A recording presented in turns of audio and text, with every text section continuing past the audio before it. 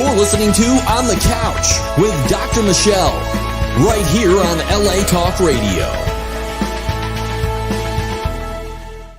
Hey, everybody. Thank you so much for being here with me, Dr. Michelle Cohen, on the couch, as you always are on Wednesdays, wherever you're at in the world. Thank you so much for joining in. And today we're talking about a subject which is one of my favorites, especially in psychology, because I do work with a lot of folks who have perfectionistic issues, or sometimes OCD, whatever you want to call it. A lot of it's related, and we're going to find out a lot about it today. You know, perfectionism is usually considered more of an asset than a liability in our society, probably around the world in many cultures. It's usually considered, high achievers, results that exceed expectations. But according to my special guest, psychologist, Dr. Greg Chausson, there he is. Although minimal perfectionism can yield some positive outcomes, perfectionistic tendencies could be so disabling that they obstruct basic activities in life. They can destroy businesses, and we're going to get into why this happens and dig deeper into the paralyzing concept of having to be perfect. And my guest, and there he is, Dr. Chausson. He's going to be talking about his book as well. It's called Flawed. There it is. Why perfectionism is a challenge for management. This is such a great subject. Thank you so much for coming on the couch today, Greg. It's super to have you. Thank you so much for having me. I'm excited to discuss it. So before the show, briefly, we were talking to the owner, Sam, and we were also talking to you about, and me, we all raised our hands about perfectionistic behaviors. So it is, I don't know, it's good and it's bad. And we'll talk about that, and also how it affects companies and management and all that. But first, without further ado, I want to share who you are and what you've done. And there's so much about you and your background that is amazing. We could take about half an hour, but I'll do it as quickly and as briefly as I can. But I do want folks to know who you are. Dr. Chausson is a licensed clinical psychologist, board-certified cognitive behavioral therapist, associate professor, and the director of behavioral interventions of the Obsessive Compulsive and Related Disorders Clinic in the Department of Psychiatry and Behavioral Neuroscience at the University of Chicago.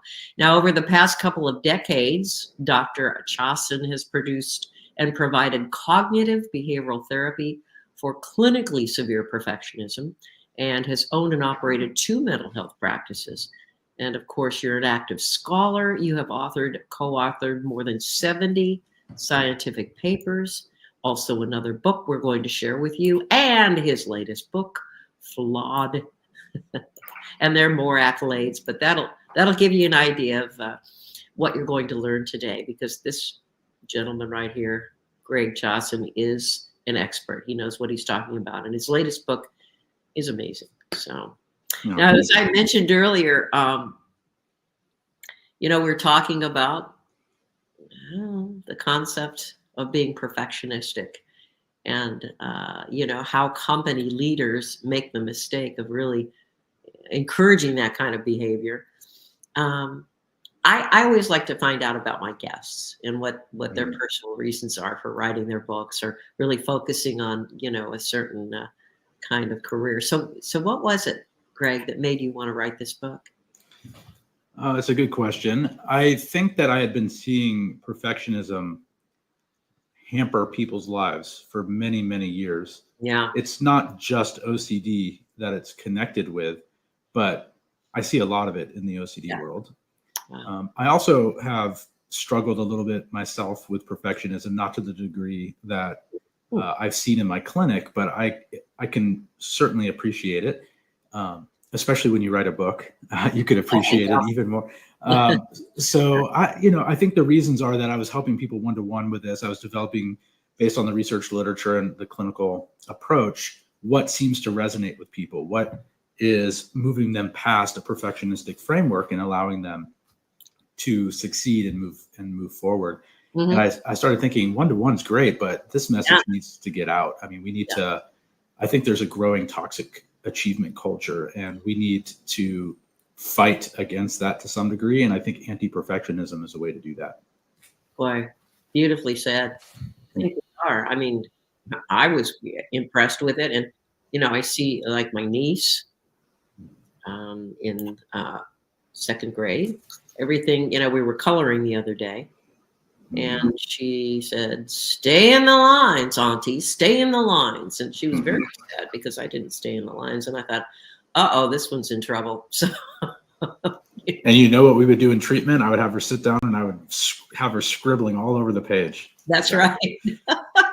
We're going to talk about how you encourage bosses to, let people make more mistakes. Make mistakes. It's cool to do that. On purpose. On purpose. I love that. That was great. I really enjoyed how you talked about Michael J. Fox as well. You quoted him, and he suggests that the term perfectionism is confounded with excellence and high standards. And you go on to add that much of society overvalues perfectionism, of course, and we've talked about that. And I guess where does that stem from originally? I mean, I think that we're such a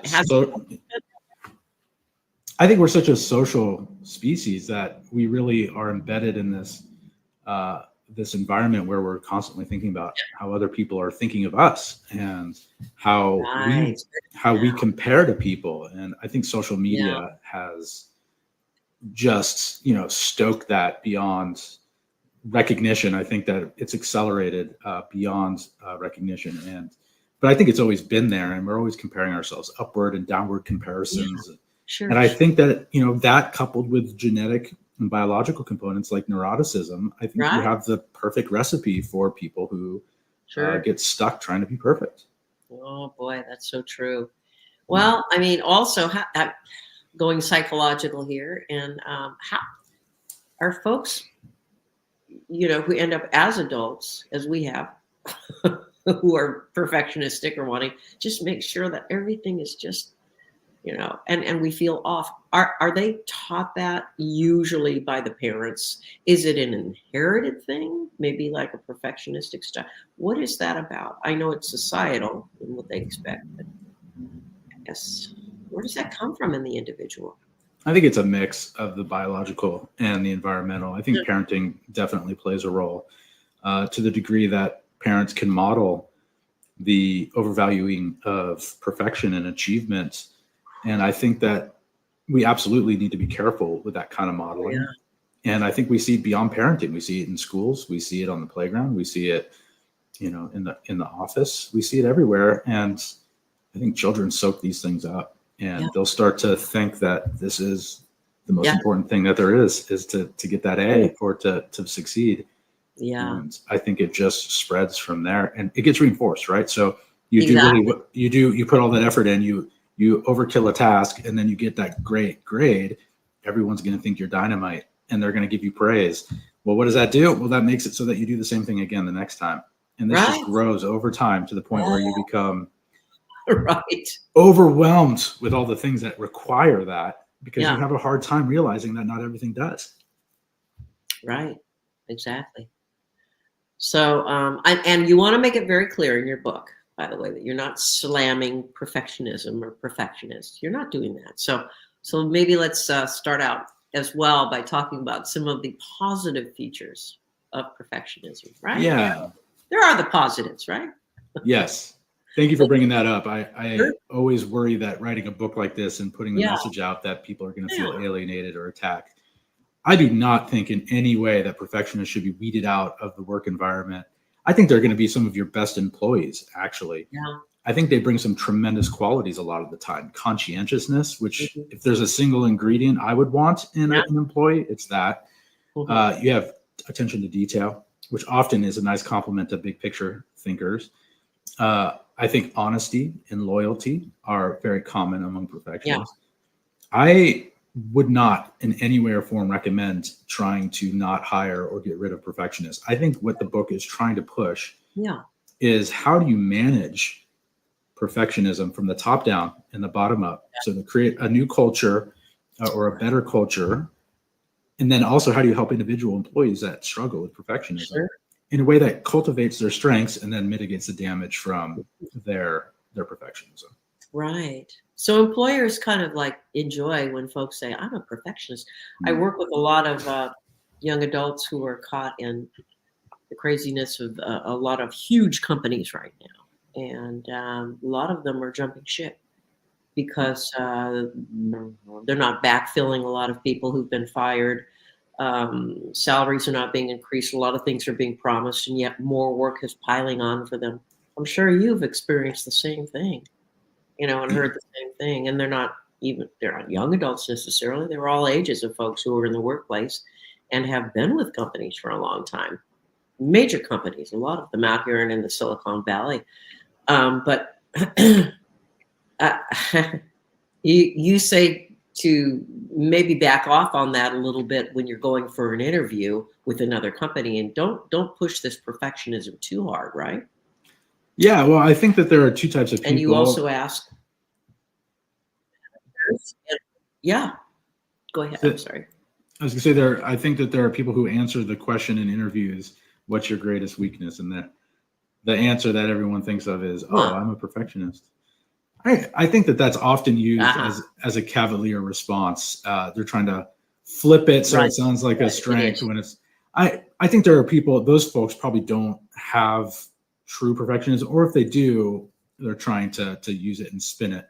People with real difficult perfectionism, where they get paralyzed on their day-to-day tasks, this is not something that they like to advertise. They tend to be quite ashamed of it. They know it slows them down. They don't see it as a cute little limitation. So when I hear that in an interview, maybe I shouldn't, but I assume it's more of a cavalier response and rather than a true limitation. But I'll always ask more. I don't stop there because I know about perfectionism. I'm like, are you sure you want to go down this avenue? Tell me what you mean by that. Right, exactly. What you talk about, the cognitive rigidity, right? What is that about? Yeah, it's just a jargony term for saying that people get really stuck thinking about, having a mindset, having a hard time being flexible around that, not pivoting when it's necessary. One-track mind. Sometimes you could suggest that it means being stubborn. I don't know if that's the best word for it, but the idea is that these people have a hard time. It's like the Titanic having a hard time shifting when it's headed towards the iceberg. And you see this in family, you see it in coworkers. Right. We sure do. Evidence could be smacking them in the face, and they're not changing. Yeah. So how can our own perfectionistic tendencies impact our personal relationships and of course our work relationships and our lives in general? I mean, how can this, we've seen it, we've experienced it ourselves, we discussed earlier, but what are some of the examples that you see? How can it impact everything around us? I think dramatically, and I don't know that people understand the sort of core driving force that sometimes is perfectionism. Perfectionism tends to draw people in. It tends to affect everyone around us. A common perfectionistic tendency is to do what's called a safety behavior, which is where you engage in something to try to calm your anxiety that comes from the perfectionism. Right. So this can include things like checking over and over and over again. Yeah. Right. Did I do this right? Did I not do this right? Is this what they're looking for? Or seeking reassurance to that effect. How does this look? Did I do okay? And then, or there's just procrastination, pushing things off because it doesn't feel right or it doesn't look right, and not meeting deadlines and upsetting the people around you.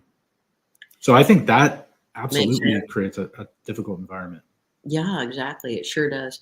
And as I've said in the past, and I didn't bring it up yet, but go ahead. And I do get emails from viewers, listeners, straighttalkdoc@gmail.com. So throughout the show, if you all have a question or a comment or whatever, some of my regulars have already obsessively jumped on the stream here. So straighttalkdoc@gmail.com.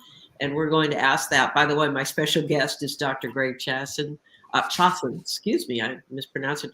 He's a psychologist, professor, director of behavioral interventions of the OCD and Related Disorders Clinic at the University of Chicago, and many, many more. We're talking about his latest book, Flawed: Why Perfectionism is a Challenge for Management. And not only that, he goes into individual perfectionism and how it does affect our lives. So, one of the comments that came in a short while ago from one of my regulars, said, is OCD the same as perfectionism? It's a wonderful question. The answer is no, but there's a lot of overlap. OCD often people with OCD can exhibit a lot of perfectionism, but there are tons of people with perfectionism that don't have OCD. Right. Okay. Now, the distinction is really academic sometimes, but really it's about the level of ownership of the thoughts. So if the thoughts pop in and they feel alien to you, like you don't want them, and you feel like you have to do things, and you think that they're unreasonable and that bad things will happen if you don't, and they feel like they're trespassing in your head, that would be more of an OCD presentation. Right. If the thoughts feel standard to you, they feel like they're consistent with your values or your sense of self, that people should just be doing things this way, it should be done that way, that is probably less of an OCD presentation and more of a personality disposition. Yeah. Makes a lot of sense. Thank you so much, Jeanette, for writing in. I appreciate it. Yeah, that's great. We have some more questions coming up, but I want to get back to your book. You write about the different ways in which, perfectionism can manifest in employees, specifically, such as showing anxiety, like you just mentioned, before, during, and after a job task, particularly novel or complex ones. And there's avoidance, makes us anxious, and all that kind of thing. So maybe share some of the other ways that folks who are watching, who exhibit these behaviors or feel these things, don't feel like they're going crazy or are alone. So like having to submit those perfect, pristine products, but they're late, right? Or Right. freezing with dread, that kind of thing. So what are some of the other ways that, this can manifest in the workplace for folks? I really talk about 5 primary bigger picture problems that I think warrant their own chapters clearly in the book. And I could go through all of them, but they are things such as having difficulty prioritizing tasks, trouble with the processes and getting stuck. I call it process paralysis, trying to optimize the process and the steps. The third is what I call confounding rules and principles, the idea that people tend not to appreciate the underlying principles of a rule, and they enforce it so rigidly that sometimes it doesn't make sense given the principle. Right. And then I talk about cognitive rigidity, which we talked about earlier. Right. And the last one is what I call other-oriented moralism, which is not something you see with every perfectionist, but sometimes perfectionism projects outward and you start to hold other people to these rigid, excessive standards. Right. And they could be about morals, which really, if you're holding other people to moral standards in a rigid and excessive way, what happens is that you start to look like you're policing other people, peers, when it's not your job. And it really creates a toxic environment for everyone. Sure. And really, it can look like the person's coming across in a self-righteous way. No, it's true. I mean, they're afraid of their losing their jobs. They're afraid of, and they want to come off a certain way of management and or as an employee.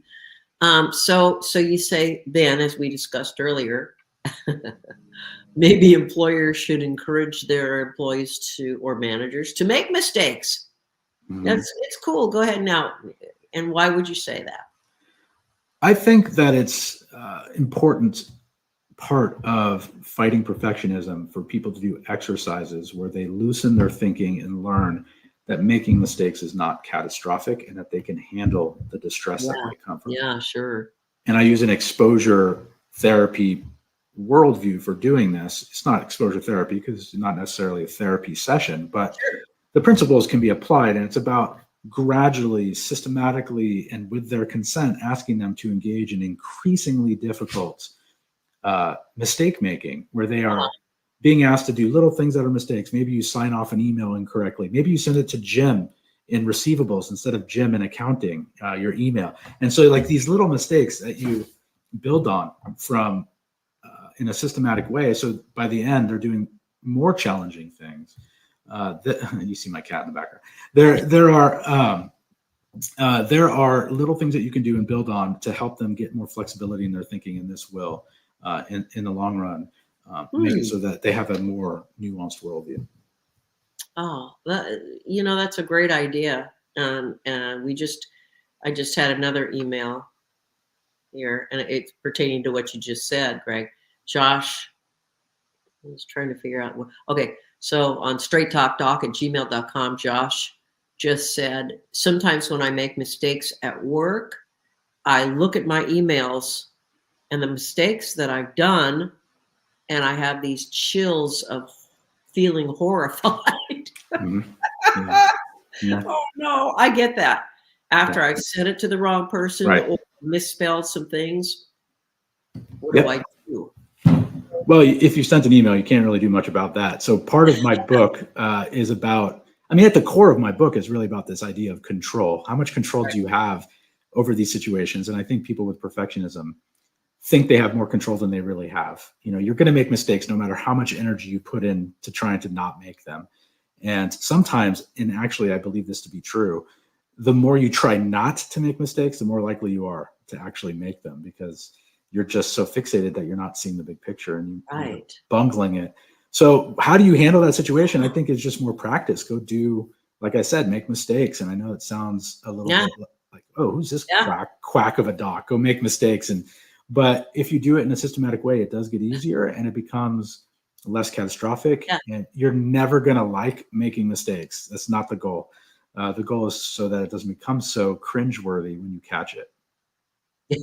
Right. Or as Josh said, horrifying. Horrifying. God.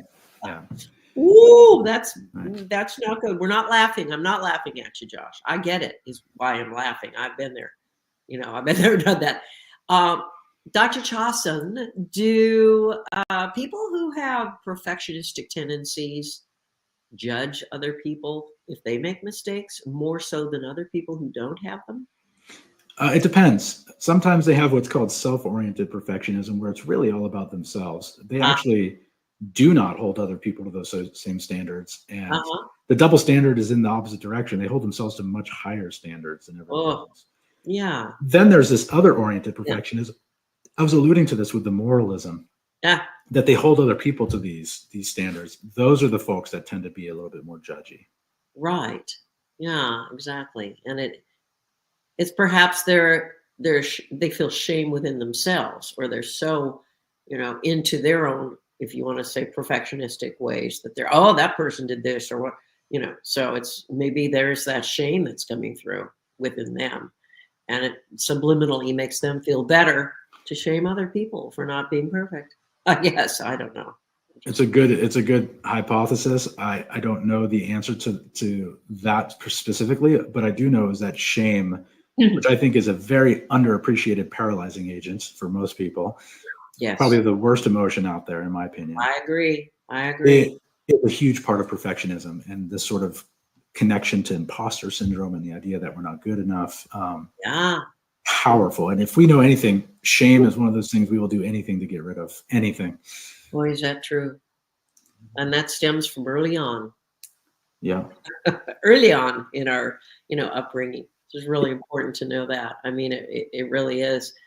I agree with you. I think shame is just the worst thing we can have because it affects our whole lives, depending, of course, on the environment. But then if we have that added element of feeling like we have to be perfect and everything. And by the way, there is no perfect. Is there ever? What is perfect? Well, besides LA Talk Radio. I love you. I love this. Besides LA Talk Radio, no. Okay, I love it. I don't know about you, but every time when I do a show, sometimes I don't like to rewatch it fully, but I will listen to it. Mm-hmm. And it's like, oh, I should have said that, or oh, I shouldn't have done that. And what should people do when they think these things? Or, I shouldn't have. And we're not talking necessarily about making grammatical errors or, writing something. It's like when they're verbalizing something and they didn't say something perfectly, or they're always being self-aware of how they come across. What are some ways that people can sort of manage that? I think a couple of ways. One is not to avoid. It's a tendency to just avoid doing those things in general because you're worried about it. I Right. think that's a recipe for putting yourself into a shoebox and not experiencing the world. Sure. So I would encourage people to move forward, even if they have those fears. I would say, not over checking and excessively reviewing things over and over again. Although not listening to yourself also is probably an avoidance strategy. So there's got to be a Goldilocks Sure. zone in there. Sure. And then I think in general, using your values to contextualize how important something really is. And I think values are a good starting point. What's important to you?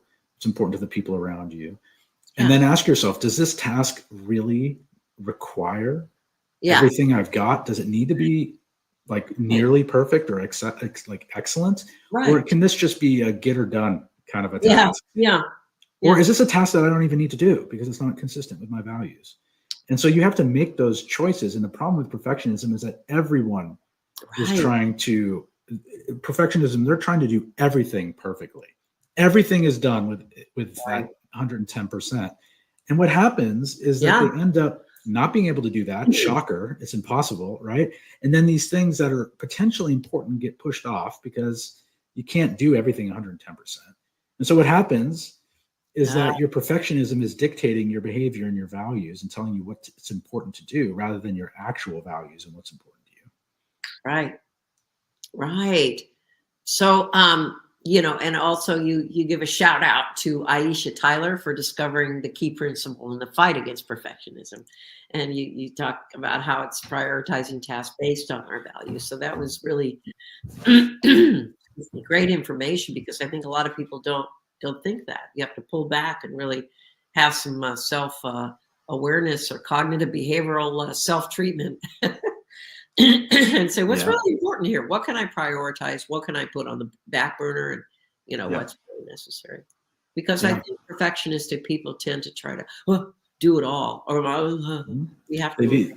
They tend to be very all or none in how they approach things. And that is an absolute troublemaker of a thought. And you need to get in there and really work on that for people. Exactly. No, I hear you. I think it's a great idea. Speaking about the workplace, so a lot of folks who I talk to, they don't know, they're so afraid of losing their jobs at this present time. They don't like their jobs, many of them, but they're doing the best they can. They have perfectionistic tendencies. And they're working with management companies or individuals who are perfectionistic and demanding a lot. So how can we set boundaries with some of these perfectionistic managers who are? Well, I think you ship them a crate of these and you ship it to them, these books. And working with a difficult manager, you could write volumes just on that alone. But if they're perfectionistic, I do offer some options and ideas in my 10th chapter, which flips the script. Instead of a perfectionistic employee, how do you lead them? It's like, how do employees deal with a perfectionistic leader? Right. There's really, you got to first recognize how much control you have. I mean, if you're the one that doesn't have the power in the dynamic, it's challenging. So you want to be careful about retaliation and all those things. But there are ways of addressing this, work on assertiveness skills, learn how to communicate in a respectful way that's effective. Pick your battles. Don't try to fight everything. This is, nobody likes being, reminded incessantly about what they should or should not be doing or things that are wrong. Do it not in public. Don't call the leader out for being excessive or unreasonable in public. Right. Set them aside, have a respectful conversation. And practice those communication skills. They can do wonders, but they don't guarantee that you're going to change anybody. Right. But you might be able to slowly build some change in your workplace. And in the end of the day, how much control do you have? If nothing changes, the option you might have is to dust off your resume. Yeah. Oh, that makes a lot of sense. As if we still have paper resumes that we need to dust off. But Sure. Right. I get it. No, I know what you're saying. Exactly. By the way, folks, if you just kind of tuned in, if you're watching us or listening to us, the special guest in here is a man who has done everything and really in terms of focusing on helping people with perfectionistic behaviors, consciousness, also OCD and other such issues, is Dr. Greg Chausson. He's a psychologist, professor, and director of behavioral interventions of the Obsessive Compulsive and Related Disorders Clinic at the University of Chicago, published over 70 papers. Of course, he's written another book too, which is about perfectionism and OCD. What is the name of your other book that folks can pick up if they would like to? Yeah, I mean, this book, the other book is an academic book written for people who are clinicians that would, who want to learn how to provide CBT or cognitive behavior therapy for hoarding disorder. It's one of my areas of specialty. Perfectionism, interestingly, is connected to hoarding. People don't realize this. A lot of people with hoarding are perfectionistic, which blows people's minds. And in the book, I very briefly talk about that in Flawed. But it is an area of love for mine is hoarding and how to treat it. And I do think it connects on the perfectionism level, but the previous book is really designed for teaching people who are budding clinicians or current clinicians. Right. It's called Hoarding Disorder: Wonderful. Advances in Psychotherapy, published by Hagref in Germany. And I have an intelligent audience, so they'll want to read that too. I have a lot of folks who are clinicians out there and who love my guests who are specialists such as yourself, great authors, psychologists, people been there, done that, and studied specialties. The book, by the way, that we're talking about today is Flawed: Why Perfectionism is a Challenge for Management. You can get that book anywhere you would like. So that would be really great. I did get an email here. I'm looking on straighttalkdoc@gmail.com. Jacob, thank you so much for writing in. Says, what is the deep psychological issue behind not being good enough or having to be perfectionistic? It's hard to know. I think it probably varies from person to person, and there could be a number of reasons that this develops or motivations, from seeking approval of the people around you, like your parents or teachers, or maybe it's just a straight up fear response to living the thought that they might end up living under a bridge and not having a future in a career. There could be a number of deep-seated concerns here. I really think a lot of it stems from the anxiety and then the rigid thinking, those tendencies coupled with an environment that really pushes achievement. Now but the thing is, you see perfectionism in people that have the most flexible parents, the ones that don't really truly care about any of this. So this is the thing, perfectionism has so many different components. So some people, it's all self-derived, all of it. Yeah. For some people, it's socially prescribed, meaning they feel like the perfectionism is being pushed on them. And we see this all the time in the media, fashion magazines, social media, you see this, and that is a pressure that I think is constant and if not growing. But then you got the people who are then projecting it on other people. So you got these different variations that I think might have different developmental features. As a cognitive behavior therapist, I don't really dive into unconscious conflicts and things of that nature. Sure. I wouldn't begin to speculate on that, but I do understand at the CBT level, the cognitive and behavioral level, that there is this interplay between this probably genetic propensity for anxiety and this high achievement culture and need, plus potential reinforcement from the environment, like, good job, you did a nice job on that assignment, and feeling like that's what you need to do in the future. Right, exactly. A lot of people, I think that's a great example too. A lot of people talk about, I feel like, when I'm talking to them, and they're many times talking about the companies and how they feel that they aren't good enough. And also they don't know how to go about pulling back on their perfectionism because they want the accolades from management and all that. But they also talk about how people say, my God, you're so sensitive to them. Don't be so sensitive. In other words, they're sort of, there's like a perceived slight or something because they're preoccupied with doing what is right or perfect or should be done. And then when someone intimates to them that it's really not, then they pull back or they get angry. There's a lot of anger that comes out in our sessions about this asshole or whatever it is. And I'm going, maybe we should look at your own perception about how perfect you need to be, and they're not thinking that necessarily. Guiding you, perhaps. Yeah.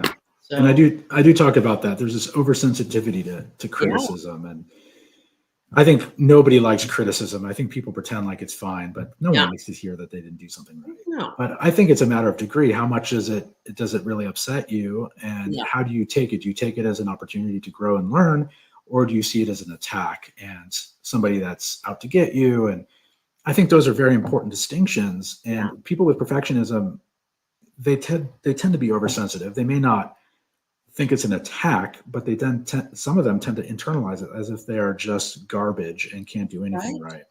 And so absolutely, if you see somebody that's oversensitive in this way, you might start having some hypotheses, that perfectionism is at play.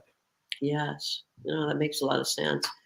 By the way, in case you just tuned in here, if you're on the radio, thank you so much for joining us here on latalkradio.com and also live via our StreamYard virtual studios. My special guest is Dr. Greg. I don't know what's going on with this today. I need to be perfect. Yeah. Dr. Chausson, come and help me. I need your help. He's a psychologist, professor, and director of behavioral interventions of the Obsessive Compulsive and Related Disorders Clinic at the University of Chicago. Written over 70 published papers. And of course, we're talking about his latest book. It's really terrific. It's called Flawed: Why Perfectionism is a Challenge for Management. Managers and employees and individuals alike, you should all pick up this book because it really will kind of help you get a handle on what we're talking about in terms of perfectionism, especially in this society, right, Greg? I mean, it's just so I don't know about you, but I didn't have this social media pressure growing up. I just had hard copy resumes. We were just beginning to send over our resumes on the internet. That was really something. But I mean, my mother called it the interweb. The interweb. Right. So anyway, the thing is here is that, it's to me, and I'm sure to you, that's because you're probably very busy. It's rampant in our society. Perfectionism, obsessive compulsive issues. You don't have to have the full clinical diagnosis for an OCD disorder, but boy, a lot of folks who have the perfectionism exhibit those behaviors, right? Absolutely. And I mean, that's where I see a lot of this. I'm at the University of Chicago, which tends to attract a certain type of individual. And interesting. High achievers, super brilliant, but a lot of perfectionism. And they come in my office, and I have perfectionism coming out of my ears. It's it's all over, and I probably have a biased sample because of that. Being at the University of Chicago, but it feels like it's everywhere, and it feels like it's getting worse. And the research supports that the perfectionism in society is getting worse. And so I don't think this is going away anytime soon. And I think we need some new messaging, which is why I wrote the book. Yeah, you do. And some of that messaging is follow your. Yeah. So go ahead. No, you go. Use your values as a compass. Make sure that you abide by principles rather than rules. Be careful with how you project out your moralistic reasoning and yourself, and try to be careful with self-righteousness, and loosen your thinking. Be flexible in the way that you think about things. And essentially, anti-perfectionism. Create an environment of anti-perfectionism for your employees. And if you're struggling yourself with perfectionism and it's truly getting in the way, it might be time to go get some expert help. That's really good advice. I love that. Looking here on straighttalkdoc@gmail.com. Hallie writes in, thanks, Michelle, for having this guy on your show today. This guy is Dr. Greg Chausson. And she said, is perfectionism about unresolved issues with control that I have? Good question. I like that. I don't know what unresolved issues are. I wish you'd write more. Yeah. You can write back and tell us what some of those things are. But It's all you, Dr. Johnson. Well, this could be a pretty unsatisfying answer, but probably the answer is maybe. Without knowing more information, it's hard to know. But what I can assure you is that control is at the heart of a lot of this. So, I think anxiety in general is this misperception of control. People tend to think they have more control over things than they really have, and so they walk around doing things that and try to establish some level of control, even if it's a fantasy. Right? I might count to 3 to protect myself, or if I do X, it's going to protect me from Y. I mean, in general, we often don't have that kind of control over things. Whereas funny is because I think depression's the opposite. I think people have more control than they realize that they do. Right. And so really it's about finding that balance. And I think in the case of perfectionism, which is largely about helplessness and control, it really is just this huge ocean of people trying to control things that they can't. And so if there is some core origin to this, it probably comes from this idea that they've learned that they can control these things, or that they are trying to, and they don't have it realized that this control is unattainable. It's certainly worth exploring more. And I think it's probably individual, like each individual probably has their own story. Right. Well, thanks so much for writing in, folks. I mean, perfectionism and tendencies to, self-doubt and all that causes depression and anxiety, of course. So, as you said, if folks are just overwhelmed with these feelings and that they're not enough of enough, or just, really struggling, and it's showing up in their personal and professional life, go see a specialist, and also pick up Dr. Greg Chaussen's book, because Flawed it's really good. And you are not flawed. It's not your fault. Okay. I just had to throw that in. I always say that. Actually, I think everyone is flawed. It's not that you're not flawed. It's just that if everyone is flawed, then nobody's flawed. Like it doesn't, right? Like what's the standard? You're right. And it's okay. Yeah. Right? It's okay to be flawed. It's like I said, everything is flawed except for LA Talk Radio. So. Oh, bless your heart. You're the best. I love that. I'm always fascinated in hoarding. I think that's why the show is so popular right now. That it's huge. They're doing reruns as well, called Hoarding. How closely is that associated with obsessive compulsive disorder? Yeah, I kind of consider them siblings. They used to be considered this. OCD used to it still has subtypes, and hoarding used to be one of them, but they've since redefined it so that hoarding stands alone, is its own condition. In fact, there's only one other place in the entire manual of psychiatric disorders that talks about it, and that's in the personality disorder section under the OCPD, or personality disorder. Right. I think that taking hoarding out of the OCD conditions was a smart move. I think there's a lot of things about it that are separate from OCD. Yeah. That being said, I think the overlap is still there. There's plenty. I think it's fine to consider it part of the same family of conditions, but they do warrant different treatments, and they do have differences in the way that they present. Yeah, they do. They absolutely do.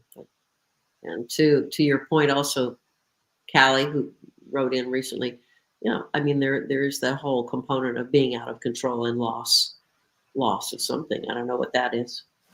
You and I really don't want to unfold that right now, but it's really true. So in your book, you cover so much, which is great, and it's laid out perfectly. It also asks a lot of questions. A lot of people can consider things about themselves and or their management style at work, and how they can be better people. What is some of the best advice that you can give to people who are more perfectionistic in their lives, in their personal and their professional, and in all parts of their life? Yeah. I think, again, to come back to control, I would, if I could get away with one phrase or a comment to give someone, it would be to give up some of that control, to relinquish it. I think it's not about more control. I think they need to give up some of that control. And so I'll tell people, use that control and give up some of the control, to use your control to relinquish it. I think people are just trying too hard to not be perfect, or to be perfect. And in doing so, it's a self-fulfilling prophecy. They're sort of bungling it up because, they're trying to be perfect, which is just not possible. Yeah. No, it's really so true. On that note, Deirdre here says, "Oh wow," she said, "How can I control my panic symptoms when I do things that are not perfect?" Mhm. Well, that's a whole other show. But It is, but I would say there's an example of trying to control things that probably right, aren't totally within your control. And right. so we'll do panic disorder treatment or panic treatment. Uh-huh. And a lot of it is about giving up that control and sitting with the symptoms of panic when they do occur without catastrophizing them, Mhm. which can feel like an invalidating approach, but it can work very well for people to realize that, Right. there are things that they can control and things that they can't. And there can be something powerful about recognizing, oh, you mean I shouldn't try to do something about this and I should just sit with it? And it's really uncomfortable, but it does work. And if somebody's really struggling with panic, there are some excellent treatments out there for it. And I would suggest someone go get that help. One of my favorite words. Thank you for answering that. That's terrific. Mhm. My favorite word is allow. Yeah. Allow those feelings to roll out. And Yeah. you do have control, and you will not die from this panic attack that you're having. You will be okay. Yeah. You You can don't control have to your get a behavior. paper sack. Right. That's right. You You're can not do it. And good. there's so many different. A lot of people think they'll lose You're not, control and do something awful. And yeah, exactly. So some of the other good advice and topics that you offer in your book, are just realizing your own values, you know, be an observer to the management style, Mhm. and also see if you're a good fit for them, because if you have uh, tendencies that are perfectionistic and the company is really emphasizing that, as you talk about in your book, a lot of companies coming in are really pushing that a Mhm. lot. See if that works for you, right? See if that would be a good fit for you, Yeah. because it can make things worse actually if you're not prepared to deal with that. Right? I think so. The onboarding can be the first spot where people see this, the job advertisement, the onboarding, the employee orientation, the handbook, Yeah. the culture of your peers and the training and the mentoring could all exude perfectionism, which I Oh, think can then establish this culture and this expectation that immediately sucks the enthusiasm out of the person that just got hired and right. can make them feel like this is unreachable, that it's rigid, that it's not a place where they're feeling warm and fuzzy and excited to be a part of. And I think that that's a really unfortunate work culture. I Yeah. think it really, slows productivity, which is a huge problem. And Yes. ultimately, I think it snuffs out innovation and creativity. People feel like they just have to stay like color in the lines, like you said Right. earlier. Yeah. And I don't know. I see that as not a super healthy approach. I mean, it'll work for some people that like the rigidity and like the predictability, but I think you're going to have a pretty ho hum level of productivity and prosperity. Right. Right. And of course, the more managers, companies really push that onto their employees, especially if the folks are a little more self-conscious or perfectionistic themselves, there's a lot of resentment that can go on, and it just builds. And that's what, I don't know about you, Dr. Chasen, but that's what I'm seeing a lot with patients, is that whole feeling of resentment coming out, Yeah. right now, especially for big corporations. Yeah. Resentment to me is one of those results that occurs from this type of environment. And I think it leads to all sorts of awful things.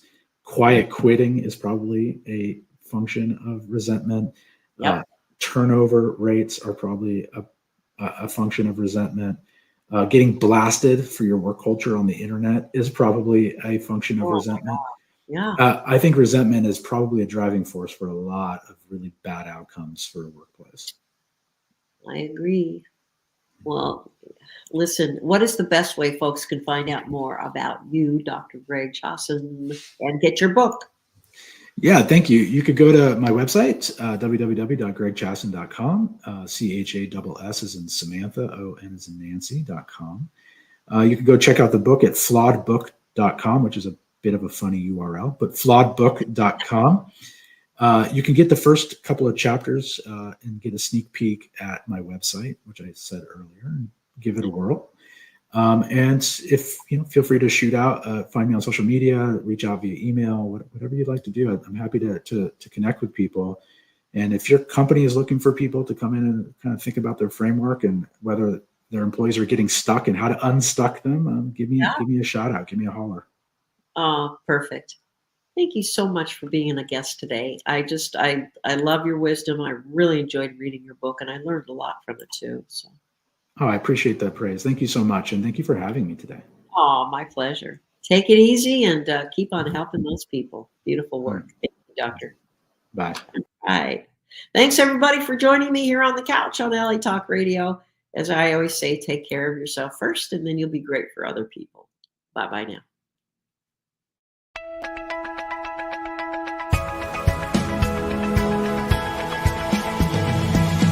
You're listening to On the Couch with Dr. Michelle, right here on LA Talk Radio.